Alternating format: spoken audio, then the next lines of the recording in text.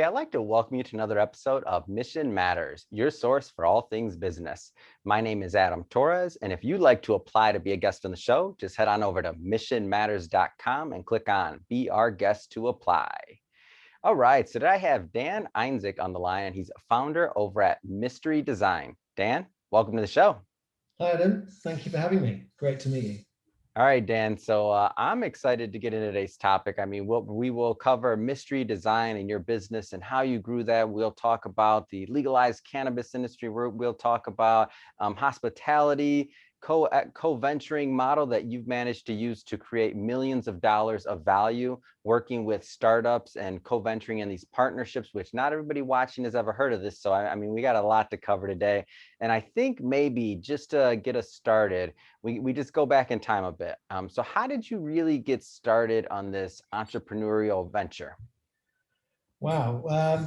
Well, I guess I started out as a musician, actually, playing guitar in a band, and I loved music. And, the truth was that I was not very good. So what I was able to do, though, was pivot into designing for music. And that I really love art and design at school, and grew up knowing that actually what I'd love to do, if I couldn't be a musician, would be to work with musicians, collaborate with them, and create the art for their in those days CD covers.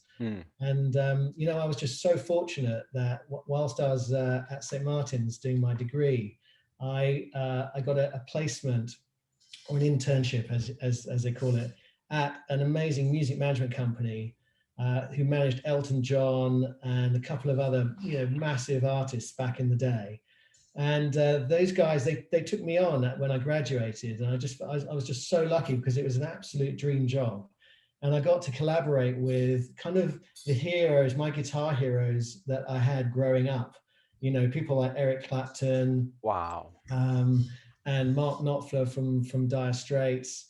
I worked with Elton and had just had an amazing several years, about 6 or 7 years in the music business, kind of at the tail end, really, of kind of the heyday of the music business, or certainly the heyday from a design perspective. Previously there'd been kind of album covers, big format, canvases for your creativity that had reduced down to CD covers. Mm-hmm. But what started to happen, towards the tail end of the 90s was that downloads were starting to happen, and the music business was in total disarray.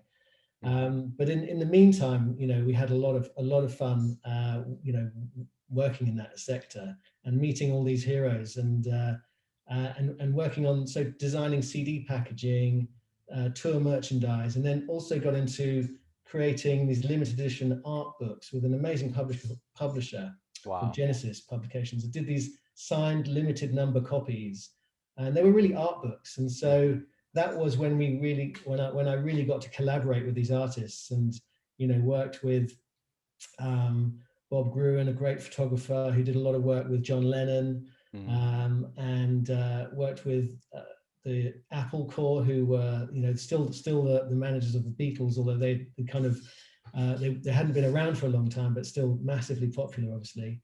And then also with the Rolling Stones as well. So I guess it wasn't really, in those days, I wasn't really being entrepreneurial as such. I was just having an amazing time and living a blessed life working with these heroes of mine. Yeah, that's something. I mean, like, I'm thinking to myself, I'm like, when I graduated college, I was studying for like financial exams and being a financial advisor. And I'm like, oh, you get to work with Elton John, the Rolling Stones, all these other people. And you get to create this limited and work with the companies that are creating this limited edition artwork that people will treasure forever and that they'll collect, and that this is like centerpieces of their collection is what you're working on. Like, what was that like being in at such a young age and such an interesting environment?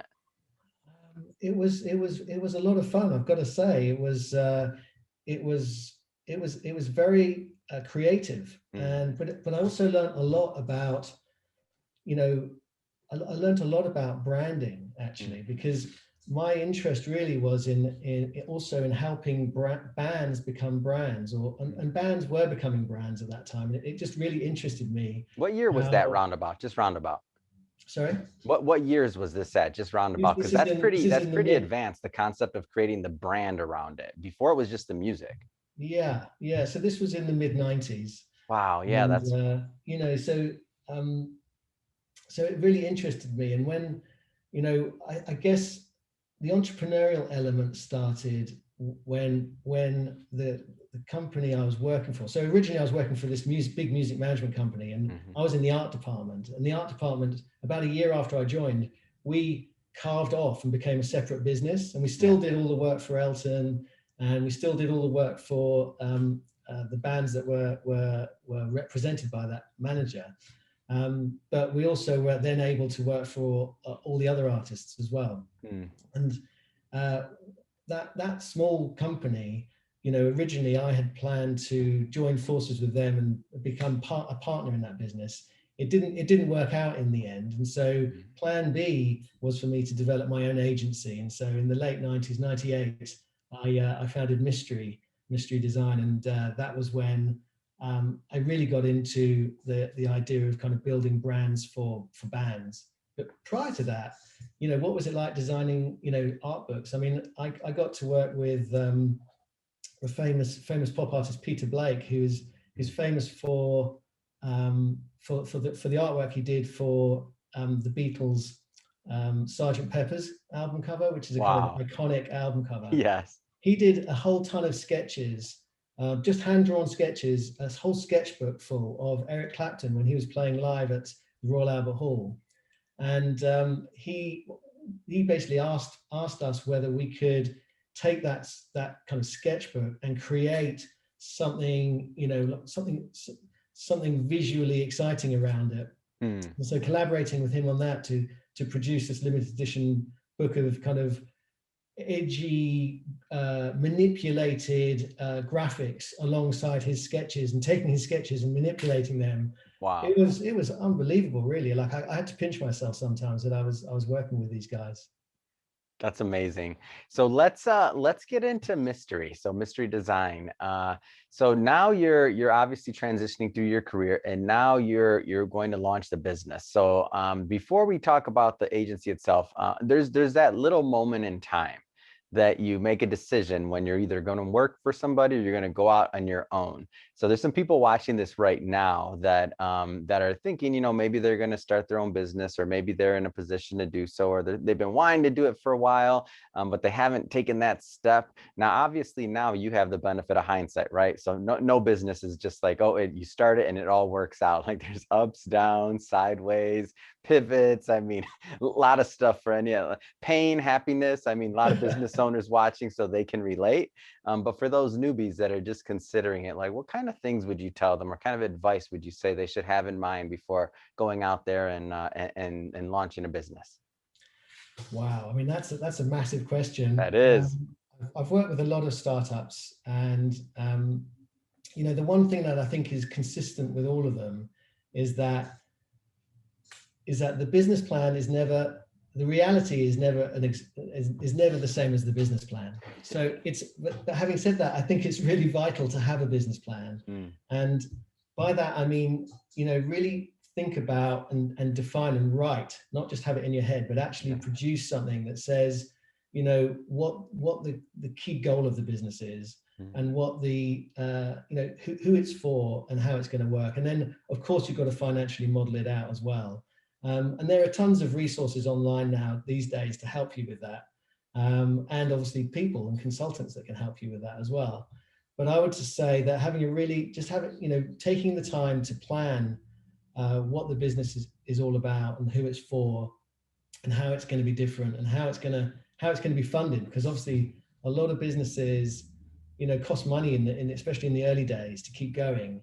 And I think that's one of the things I've seen time and time again talking with young entrepreneurs is that their expectations of when they start making money typically are perhaps over optimistic in terms of the timing. Like I would, however long you think it's going to take you to make money, I would say double it.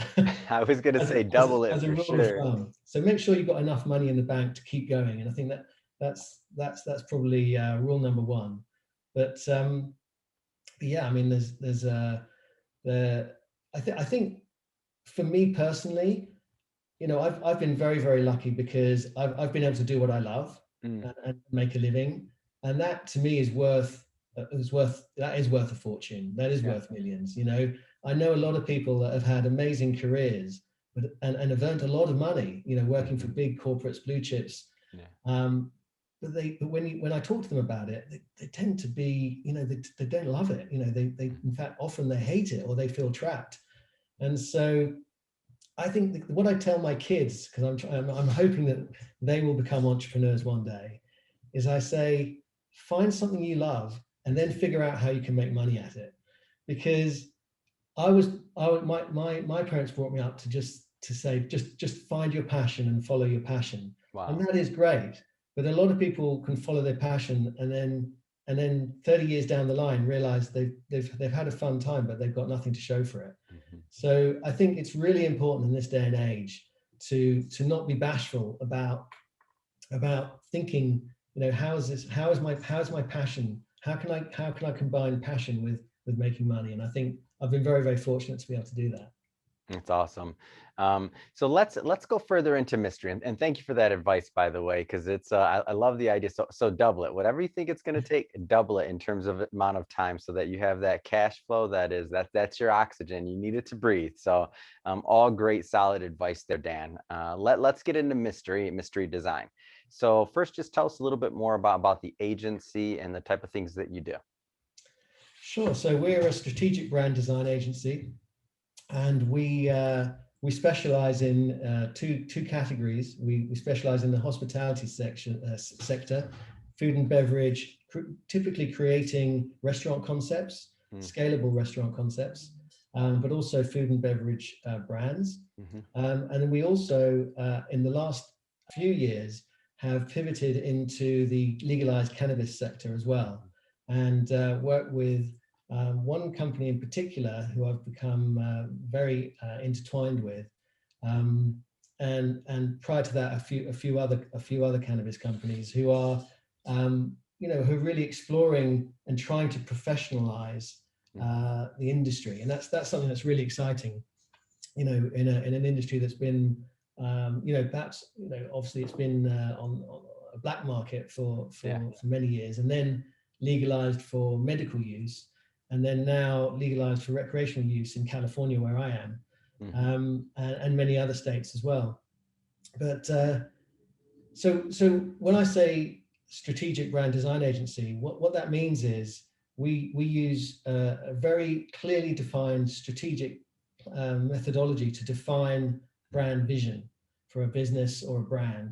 Mm, And you can kind of almost interchange that word brand and business, because I believe that brand is really at the very heart of what business is about. yeah. Brand runs through every element of the business. And so you know what we try and do is help to really define a very, very clear brand vision that helps decision making across the whole organization.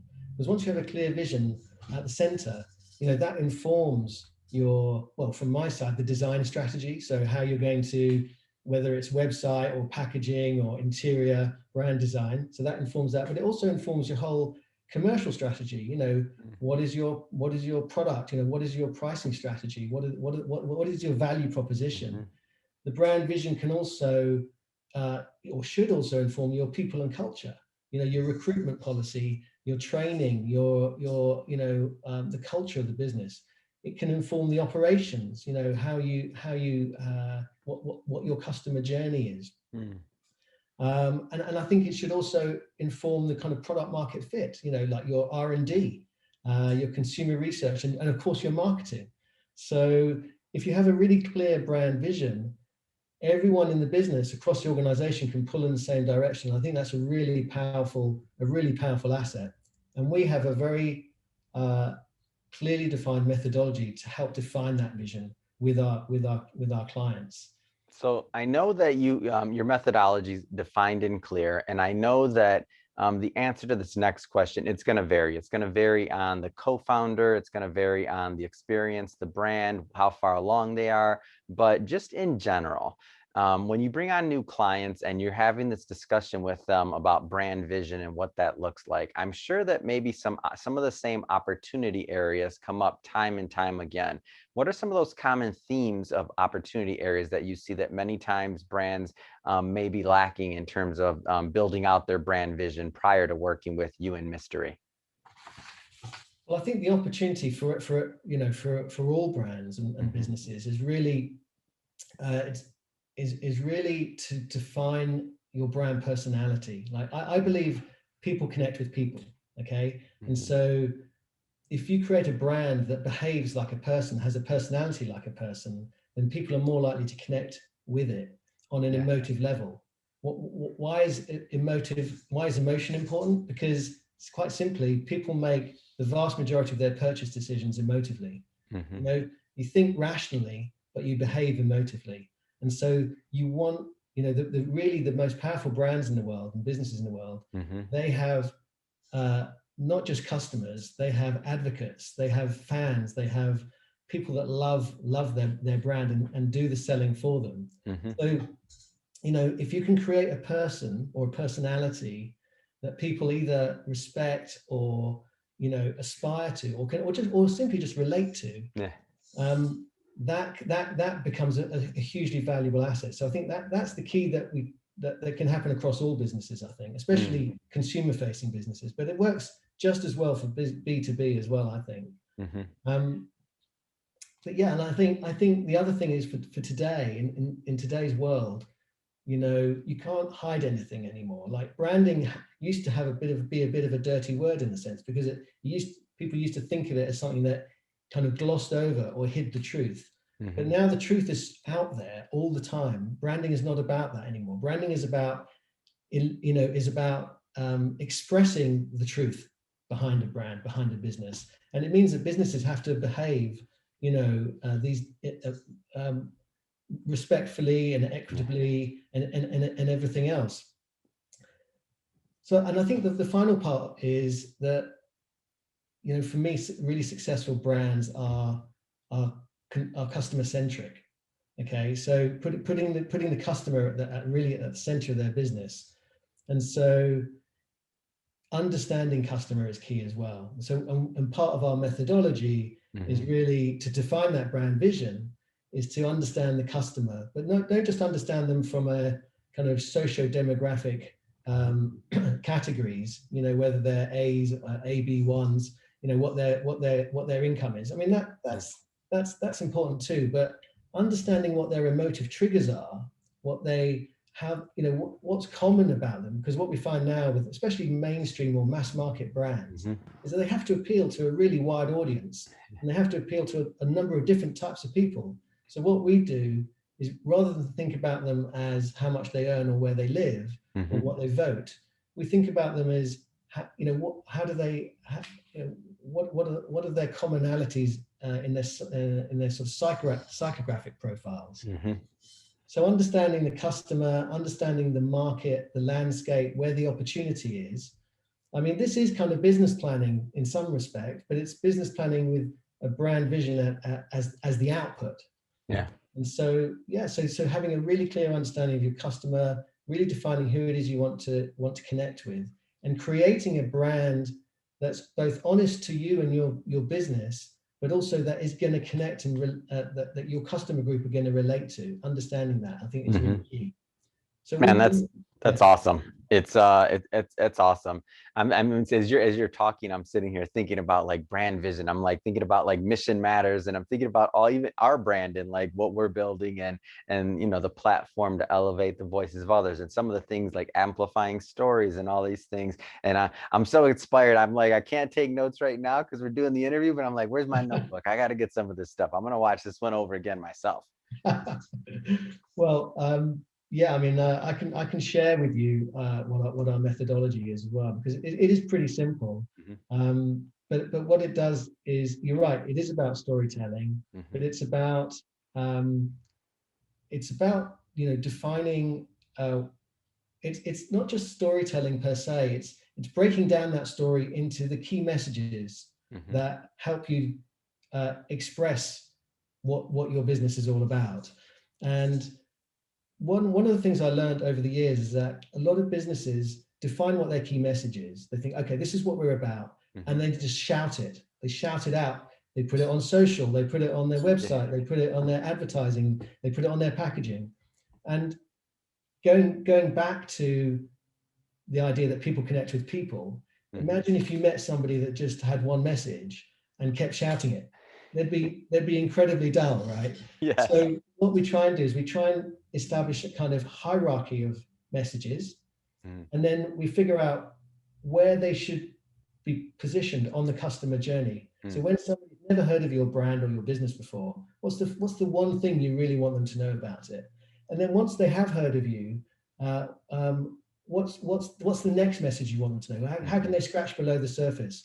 And so on and so forth, right the way through to sale. And then after sale, what do you want? How can we create an experience that means that what do we want them to say to recommend you, to advocate your brand to somebody else? And so quite often what we'll do is we'll take that message and work our way backwards. So if you know that you want people to say this about you, then you've got to deliver that all the way through the organization. So and then thinking about shouting, what we often do is we put in what I call brand whispers. A brand whisper is something that you say quietly, because not everybody, and you have to accept that this message not everybody will hear. But the lovely thing about it is the people that do hear, they lean in and they want to know more. And when they do hear it, they feel smart for having noticed it. And so the first thing they do is tell somebody else. So a brand whisper, defining on your message, key message hierarchy, which messages you want to shout about, which messages you want to whisper, and where on the customer journey they are is really critical. And that again is part of that clear brand vision that's at the center of the organization. That's awesome. So Dan, I want to switch it up a bit. I want to go into this this co-venturing model that you've been participating in, and maybe how you've been working with some companies during this time. And I mean, I know you work with a number of niches from cannabis to hospitality. So we can really tackle any sector or all of them. But tell us a little bit more about the model and really kind of how you stumbled upon it. Yeah, sure. So I always, first of all, I always wanted my own business. So I think that, that's the one thing, back to your earlier question about, what could you tell young potential entrepreneurs? Yeah. I think it's either something that you are kind of born to do, or maybe something that for me it was. Anyways, for me, it's something I always knew I wanted my own business. I also, so I I get very excited meeting other young entrepreneurs and business startups as well. I love meeting entrepreneurs because they have so much energy and they're full of, they're obsessed typically with their idea. Yeah. Right? And I get to meet them a lot because they come to me at a time when it is still just an idea or a business plan. And they want me to help bring it to life. And whether that's just through the brand design or the interior design, if it's a restaurant concept, or if it's through whichever element it is, it's a very exciting process. And that strategic methodology I was just talking you through is also it's a great experience for them and me to get to know each other very, very well. Yeah. And so I think I'd been working, as a the agency has been working as any other regular creative agency would, as fee-paying clients. But I noticed, that a couple of our clients in particular, were absolutely hitting it out of the park. And without blowing my own trumpet, I think the brand and the design and what we'd help them create strategically was a big part of that, and had added a lot of value to that business. And it started me thinking, it's great to get a fee, but actually when things go really well, the idea of having a share of equity in that business is really appealing. Obviously, you've got to remember there are plenty of other businesses where you could have a share of equity that don't knock it out of the park. And so having a very varied portfolio is key. But I think so what I started to think about was, well, when the opportunity comes along, when you're meeting with startup entrepreneurs, that's really the moment at which they are either have fundraised or are in the process of fundraising or about to, and that's the point. The timing is right for a conversation about some sort of co-venturing or investment, or equity, sweat equity swap, if you like. And so I started having those conversations with potential clients, and it was interesting because for them, they told me that they weren't having that conversation with my competitors, because typically people will often go and see through 2 or 3 different agencies before choosing. And so they were interested in that, and the reason they're interested is because they recognize that once you have skin in the game, so to speak, your level of commitment and dedication to that project is going to be significantly more involved. And the truth is that they're absolutely right, because when that happens, you cannot help but be motivated to do more, to do as much as you possibly can. And I think it's fair to say that for all of our clients, we we bend over backwards. But I think there's no question that when you have even a very small percentage of the business, that there is it's on your mind, morning, noon, and night. You're thinking about it all the time because you're part of it. And so I remember meeting this incredible guy. A potential client came to see me about 10 years ago, actually. Just at the time where I'd been thinking, what would be great would be to get to build a portfolio of these co-ventures. And I told him that was my plan, and as part of the introduction to mystery design, actually what we're planning to do is develop this range, this portfolio of co-ventures. And he was interested in that to the point where he said, you know what, I would love to work with you on that basis, because for the reasons I just said, about the commitment, the level of commitment he was going to get. But also, so that was primary reason number one. But obviously there's a cost saving element to it as well. So for a lot of clients, it's simply, well, if I don't have to pay, I can just pay with equity. At that moment in time, the equity isn't worth anything really. Like it's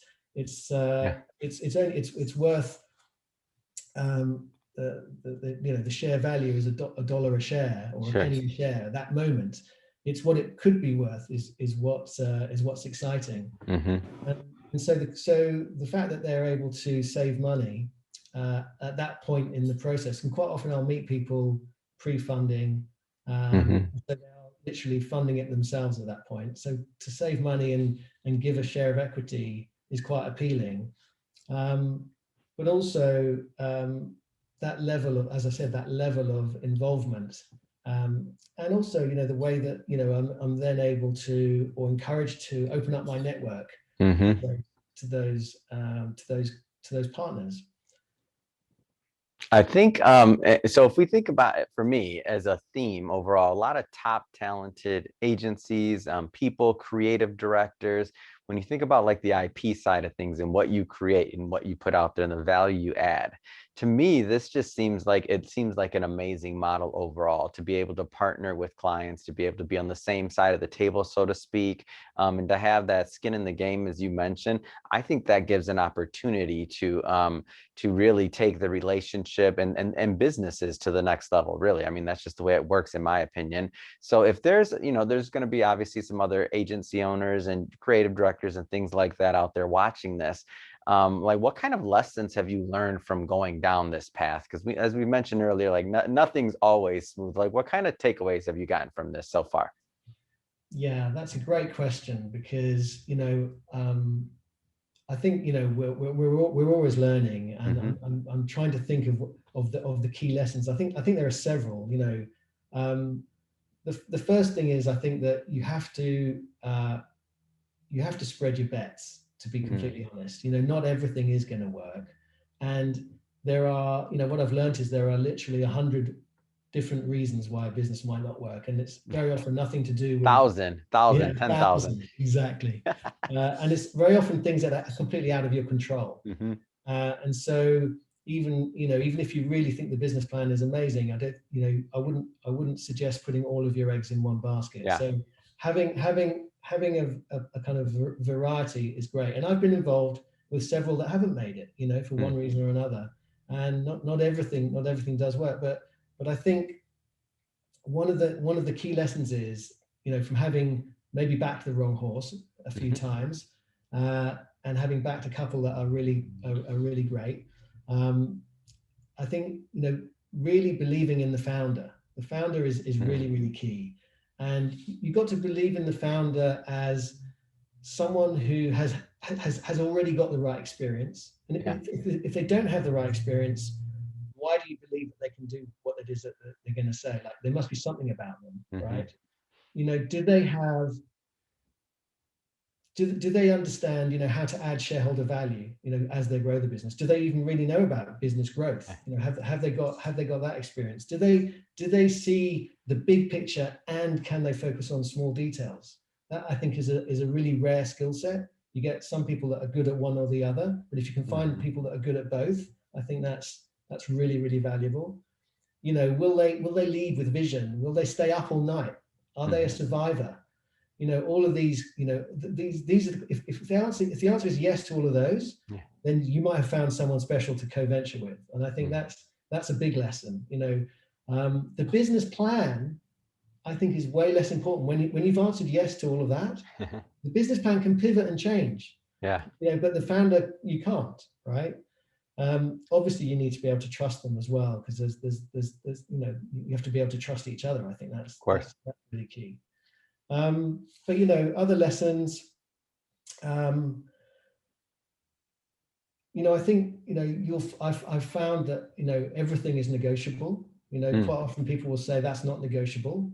That's that sort of stop reply, and then you can actually what I found is, when people say it's not negotiable, that's just not negotiable right at that moment in the conversation. But perhaps the next day or the next time you talk about it, it is negotiable again. So I wouldn't give up when someone says that to you. I think the other thing to remember is that realizing the equity value from your co-ventures or from your co-ventures can take years, right? Yeah. So every business owner and entrepreneur I meet will always say they've got this 3-year exit strategy. And I don't know any businesses that have exited in 3 years yet. Maybe that's different in the tech world. I think that happens quite a lot. I'm not so much in the tech world, but I would just be aware that these are long-term plays. Okay? We see that value realized. I would say that it's important to make sure that you don't. For me, it's been important not to just to work for free. But the equity is one element, but I think you need to be paid as well, at least to cover your expenses and the expenses you have of your business. Yeah. I'm often asked whether I would invest my own money into these co-ventures, as well as the kind of strategic advice and creative executions. And I have done that in the past, and I try not to do that now moving forward. I think it's just as a rule of thumb, what you need to understand is that what I'm delivering, or what you would be delivering, is better than money, and it is an investment. So you think of it as, oh, it's not costing me anything, it's just my time. Well, actually, your time is very valuable. And so what you need to go into any one of these relationships thinking that you are investing in their business, and therefore you need to ask yourself, if this was my money, would I invest in this business? Yeah. If you're not sure, then I wouldn't invest your time either, because you could use that time so much better with developing value somewhere else. And then I think one of the other things is there's a sort of, on the positive side, there's an unseen benefit to these co-ventures, which is, even if they don't work, what you're able to do is you're able to relate to other new clients or Yeah. potential clients much more on a peer-to-peer level. You'll be able to, you can have a conversation as a brand owner, as a Hmm. part owner in a brand. And it changes the conversation entirely from service provider client Hmm. to peer to peer, and the confidence that it generates within that potential client is so valuable. So I think Yeah. that even the businesses that I've co-ventured in that haven't worked Yeah. have added value to my creative agency on the basis Mm. of being able to land bigger contracts and clients, through that confidence. No, I get it. And the relationships you build long term. So many entrepreneurs, I mean, this is, I probably launched 20 businesses before this one, which actually does work. Mission matters. So, I mean, entrepreneur that's out there that's going to continue to be an entrepreneur is they don't forget things like that and they want to do repeat business. And when you build those relationships, those things are lifelong. You don't know where that person's going to be in the future, especially if you were making your decision to work with them based off of a lot of the founder-based attributes and qualities that you mentioned. Like just because a business doesn't work doesn't mean that that founder is not going to be good at what their next venture or the one after that. So I love the insight, Dan. I want to get some insight into so you have two pretty specific niches that you work in. So hospitality and cannabis. So like what attracts you to these spaces right now? Like what are you seeing? Because I feel like you have a unique vantage point being so entrenched in these markets, so to speak. Another great question, Adam. Yeah, so I mean, it's quite personal with me. I've always enjoyed following my passions. So art and design is obviously key. That led into obviously into music as well, and then I love food and drink and socializing and eating out and hotels and all of that. So there's a natural progression with following something that you're very passionate about already. You're part of that world anyway. So um, why not really kind of develop your business around it? Yeah. And it's the same with cannabis. I think what I realized is that all of these elements, whether it's music, whether it's Hmm. food and drink, or whether it's cannabis, these things are highly emotive, and they change you, they affect you, and you have a full experience. It's not just when you're if you're creating a product that isn't necessarily consumed but it's just used. Yeah. That's great. But what I'm excited about, I'm excited about brand experience. Mm. And with restaurant concepts or hotel concepts, you can literally create an environment, Yeah. and people are consuming the food that you created in an environment that you created, listening to music you created, smelling the smells you created. You've basically created the whole Yeah. three-dimensional multi-sensory experience. And music is like a multi-sensory Hmm. experience, and so is cannabis. And so I think that's what draws me to those categories, is that real sense of being able to help people experience something in a new way. Oh, that's great. And as you're explaining this, I'm thinking about some of the restaurants that I recently went to over here now that everything's opening back up in LA. And I'm like, oh, I miss those experiences. I think I took a lot of those experiences for granted, and how much, I mean, I don't have any architectural or design background. I just am fortunate to maybe go to, some good restaurants where somebody else has thought of all of these things ahead of time for me. And I just walk in as a patron and I'm like, oh, I like this place.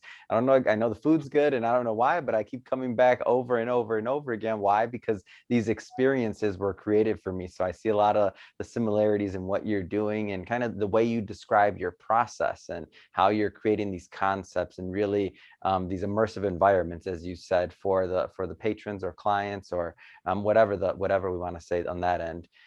No, that makes a lot of sense, Dan. And so I want to ask you. So, I mean, obviously, working with all of these in the cannabis space as deeply as you are, I mean, what do you see the future of cannabis looking like? Well, I think it's a very exciting time in cannabis right now. I'm involved with three brands at the moment. One of them we've just launched it's called the Root of It All, and Yeah. it's in the wellness category. So, and I think that's really where the future of cannabis lies in terms of becoming national or global in terms of accessibility. So the root of it all, we've just launched an e-commerce website Mm. where you can buy these incredible tinctures and topicals. So these are ointments or tinctures that you drop under your tongue that are Ayurvedic recipes. So they're thousands of years old Ayurvedic recipes, which have specific therapeutic benefits. So, for example, if you can't sleep, there's one that helps you sleep, really gives you a restful sleep. If you're actually the opposite and you just can't, you find you need a bit of a pep, then there's a product there that just gives you that all natural energy, that sort of focused energy. And what's so great about these is that we've taken these ancient remedies, Mm-hmm. and we've amplified them with pure CBD. Wow. And it's really fascinating because they not only do they work really well, they're completely all natural, and they I think they represent the future of where cannabis is going for the mainstream. I think there'll always be a really strong kind of contingent for the recreational hardcore Sure. cannabis products, and there'll be and there's some fun brands that we're working on. Tough Mama is one of them, and Mystify, which is a beautiful high-end luxury product. And I think again that is another area that I think is expanding. You see expanding across the industry, where moving from kind of everyday commodity type products to elevated experience, pure, natural, and premium luxury experience within the cannabis sector. Yeah, I see a lot of opportunity in that, like you said, like, so to enhance some things that are already there, to create some other things, and ultimately to, as you mentioned earlier in the interview, to create new experiences. So that being said, Dan, I have to say it has been a pleasure having you on the show today. I learned a lot. Like I said, I'm going to watch this one again because I want to go through your roadmap again and have some more thought on what the conversation was about today. But that if somebody's watching this, and so final question, two-part question. So if somebody's watching this and they want to learn more about mystery or mystery design, and they want to follow up, number one, what's typically the right type of client that's a good fit to work with you and your team? And number two, what's the best way for them to follow up and to connect? Okay, well, number one, we are open to working with startup entrepreneurs through to established multinational corporations. We have a lot of experience with all. Our typical sweet spot is a mid-size company where they have, if it's a restaurant group, for example, they've grown to five to 10 restaurants, and they're looking to take that next step and really expand and scale up that business. Yeah. And that's typically a very good inflection point for a business to look at where they are and where they want to go. How to get in touch with me? It's quite simple. I'm if you go to my website, mystery-design.com, and you'll find a link to my email there, Dan at mystery-design.com, or follow me on Instagram, just at Einzig, which is EINZIG. Or LinkedIn, obviously. I'm there on LinkedIn, Dan Einzig. Mystery design should be fairly straightforward to find. Fantastic. Well, Dan, again, thank you for coming on the show today. And to the audience, as always, thank you for tuning in. Hope you learned a lot. I sure did. If you did, don't forget, hit that subscribe button. We definitely want you to be a return listener or return viewer, depending on where you're watching this. And Dan, thanks again. It's been a pleasure. Thanks, Adam. Really appreciate it.